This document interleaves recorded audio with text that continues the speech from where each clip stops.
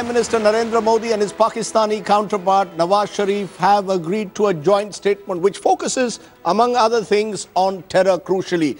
But interestingly, Kashmir is not a prominent element in this statement. So how do Kashmiris see it? I'm joined by former Chief Minister Omar Abdullah, who interestingly has tweeted this morning saying there's no need for any chest thumping on part of the government. Omar Abdullah, can you tell us what you exactly meant when you tweeted saying there's no need for chest thumping over this agreement? Well, purely the point that premature declarations of victory are more often than not cause for such dialogue either to break down or the atmosphere that is required for a conducive, sustained dialogue to dissipate. And therefore, the fact that the two leaders met, good. The fact that they got a joint statement out, also something that we appreciate. But I think we need to caution ourselves against any sort of premature declarations of victory. And this was purely in the context of a couple of party spokespersons that I had seen on various channels that seemed to be doing a bit of excessive chest thumping, which I thought was, as I said, rather premature. But do you believe, it's interesting that you believe that the chest thumping is premature. Do you also, therefore, are you skeptical about what Pakistan has committed itself to in this joint statement? Well, I mean, if I had a dime for every joint statement, life would be a very different story. You'd be a very rich man. The proof of the pudding is in the eating. Well, as I said, the proof of the pudding is in the eating. Let's wait and see. We've been at this point many times in the past.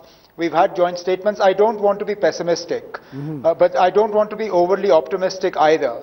And you mentioned Jammu and Kashmir. The fact that there's a fair degree of skepticism here in the valley at the moment, because the fact that this statement has come out without a mention of Jammu and Kashmir is something that is surprising. No, hold on, Omar. Omar, hold on. Had Jammu and Kashmir been mentioned in the statement, it might have taken a completely different spin. Then we would have seen it as Pakistan insisting that terror, our concerns on terror be linked to their concerns on Jammu and Kashmir. So when you say that there is a sense in the valley that why is Kashmir not included in the statement, that is being interpreted very differently in New Delhi today. I'm telling you, look, I'm here to tell you what the people in Jammu and Kashmir are saying. Yes. I mean, how New Delhi is interpreting it and what they're saying there is a completely different point of view. The fact of the matter is that Jammu and Kashmir is the single biggest roadblock in the relationship between India and Pakistan. Every time there has been a problem in this relationship, somewhere or the other, it has been over Jammu and Kashmir. And therefore, to expect that you can normalize relations with Pakistan without addressing the question of Jammu and Kashmir, whether it features in the joint statement or not is a different issue altogether. But the fact is that if you expect that you can normalize relations with Pakistan without tackling the issue of Jammu and Kashmir, then I think somebody somewhere is living in a fool's paradise. Do you agree with that? Do you believe that Omar Abdullah, is still caught up in the traditional formulation of the way an Indo-Pak statement should be? Because you called it a milestone for the very reason that it's focused singularly on terror. That is it. And the other point is, I think we should bear in mind that when you say all outstanding issues, that is the term which Pakistan uses. That's the reference to Jammu and Kashmir. And the similar agreement uses it. So I think we can always explain to our brethren in Jammu and Kashmir that this is the reality. It's a euphemism. Listen, please let me finish. Omar is talking about something else completely. Hold on. Omar is talking about how Delhi has again and again betrayed its promises to Jammu and Kashmir. You remember in 2005, this is when Manmohan Singh comes into power, the Congress party comes to power, there was an autonomy roundtable set up. Okay, what happened to that? That's India's domestic. Exactly. That's India's domestic equation with Srinagar. 1 second. That is a triangle. Why should that come into I'll tell you why. I'll tell you why. Because there's a triangle. Delhi talks to Srinagar and Delhi talks to Pakistan. All right? And Pakistan talks to its own Pakistan-occupied Kashmir. But the fact is that because India will never allow Kashmir to be part of the bilateral India-Pakistan story, the promise was that Delhi was also going to speak to Jammu and Kashmir about its own autonomy, which Delhi has repeatedly refused to do. Now, and that is what Omar is indicating. Is that what you are indicating? Because let's be honest. I think we are mixing up apples and oranges. I'm going to come. Are we mixing up apples and oranges? When you say in this program today, Omar Abdullah, that people of Kashmir are disappointed that why is there not an explicit reference to Kashmir? A, that reference is to all outstanding issues, which presumably includes Kashmir. And B, are you more concerned about how you see the Srinagar-Delhi relationship shaping up rather than seeing this in the context of Islamabad? Sorry, were you asking me? Yes. Are you mixing apples for oranges? Sorry. Are you confusing your domestic concerns? I'm not mixing anything at all. Yes. I'm not espousing domestic concerns here. I'm simply stating the fact that, and I didn't use the word disappointment. I said that there is some skepticism. There's a difference. Point taken. And I said that there is the truth is, and you can cloak it however you like. The fact is that unless you address the issue of Jammu and Kashmir, any other issues that you address with Pakistan will be meaningless, and that is a fact. We didn't go to war with Pakistan over Sir Creek. We didn't go to war with Pakistan over trade over the Wagah border. If we've been to war with Pakistan, it's over the question of Jammu and Kashmir. And therefore, the fact of the matter is that whether you like it or not, Jammu and Kashmir will have to be addressed within the context of India-Pakistan for this relationship to see any sort of normality. And that's the fact that I'm stating. Is that... Let me just make a point. You see, the difficulty we've had with the composite dialogue is the simultaneity in dealing with confidence building measures and disputes. Nowhere in the world do you deal with CBMs are supposed to facilitate the confidence building which leads to dispute resolution. Now, therefore, to say that Kashmir has to be in your face upfront has been a problem for the last 17, 18 years. You can't go fast enough on that, and Pakistan pulls back on CBMs. So I think what this statement is saying is, I don't know whether they can keep up with it, is that let's move on whatever is possible to move on, which is people to people, trade, etc., and go up a ladder. But in which Kashmir can't be tomorrow, it can't be solved day after. But where Mr. Abdullah is right is that to some extent, unless violence ends, and Kashmir has been really at the receiving end of violence emanating out of Pakistan. You know, we can but focus that's what on... we are discussing. No. Therefore, Omar Abdullah is, I think, effectively saying what have we got in concrete terms from Pakistan in terms of assurances, in terms of ending violence in Kashmir. Is that what you are saying, Omar Abdullah? Is that critical? I mean, look, this dialogue has taken place in the shadow of 2 deaths on the border. Most recently, yesterday, a Jawan of the BSF was shot using a sniper rifle from across the line of control. No, okay, fine. We've gone silent on Kashmir, no problem.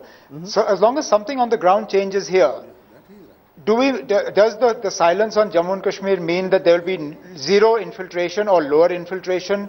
Does it mean there will be less violence on the ground here?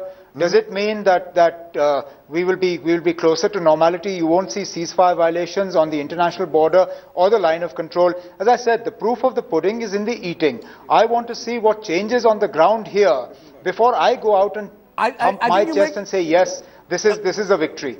Right. I think you make an interesting point. Mr. Parthasarthi, he is making the point in the context only yesterday. And we should run those images today of the army chief, even as Nawaz Sharif and Prime Minister Modi were meeting in Ufa, the army chief was at the funeral of a Jawan who was shot yesterday in sniper fire from across the border. Omar Abdullah is saying, I want to see the change that these joint statements make on the ground. What is the point of a joint statement in Ufa if life doesn't change in Jammu and Kashmir? Let me say this. Mr. Abdullah is totally right on this. That you cannot, terrorism and good relations can't go hand in hand. But what I'm saying is, this document addresses that very issue of terrorism. Sit together the DGMOs, sit together the Border Security Force guys, sit together the NSA. So similar commitments were made in 2004 by General Musharraf. But Visa, when you talk about Jammu and Kashmir, of course, terrorism, people dying on the border, civilians dying on the line of control and the international border, of course, that is a very, very important story. But I'm also asking you, and perhaps Mr. Abdullah is indicating in that direction, is that what does Jammu and Kashmir get out of it? There was for example, there was a Srinagar to Muzaffarabad bus. Yes. What happened? That is again a CBM. Are we saying that is again a CBM. Are we saying, Jyoti Malhotra, that as a result of this, we cannot have cricketing ties between the two countries? Of course you must. Can we not improve trade relations? Sure. Look, there are a lot of low-hanging fruits. Sure. There are other issues. What does Kashmir get out of it? This is what I want to know. This is you've had no dialogue between the two countries. This is a restart point. Omar is saying, listen, what is Omar saying? Is that India and Pakistan are talking, and they have always said, we are going to keep, India has said, we are going to keep Kashmir out of it. There's no way that Kashmir can be part of a bilateral. No, he's not saying that at all. He's not saying India he's is talking saying of that. ceasefire violations and deaths. India has never India said has that. all. India has never. What was 2004 to 2007 Why don't all we about? ask him? Can I for a What moment? was it all about? Can I for a moment? What was the back channel all about? You know, I mean, let's be real. It was about the resolution of Kashmir. Yes. Today what has happened Jyoti, is that the can't be Kashmir word is simultaneous. not there in the joint statement. You know, let me though ask a more simple, and Omar, you know, take this issue. In August last year, the foreign secretary level talks are called off by the Narendra Modi government because the Pakistani High Commissioner invites the Hurriyat ahead of those foreign secretary talks. What if tomorrow, the iftar which was postponed from the 4th of July is held next week? The Pakistani High Commissioner invites the Hurriyat for it. Continues that dialogue. Do you believe that India must pull back or continue with an uninterrupted dialogue? What if tomorrow there is another sniper fire along the LOC, another Jawan of India is killed? Do we pull back? Should this dialogue be continuous and uninterrupted? These are not questions for me. These are questions for those who have drawn lines in the sand. This is a question for our foreign minister, who only recently said that we would not be talking to Pakistan unless action was taken against Lakhvi. No action has been taken, but the dialogue has been resumed. This is the government that said that so long as our Jawans are dying, we will not talk to Pakistan. Our Jawans are dying, we are still talking. I have always been in favor of a sustained dialogue. I know that along the way there will be efforts to derail that dialogue. But I'm not the one who keeps drawing lines in the sand. I was the first person who came out and criticized Government of India's decision to move back from the dialogue process because of that cup of tea. I knew at that point in time that Pakistan would not stop talking to the Hurriyat conference. And I wouldn't be surprised if that iftar party goes ahead.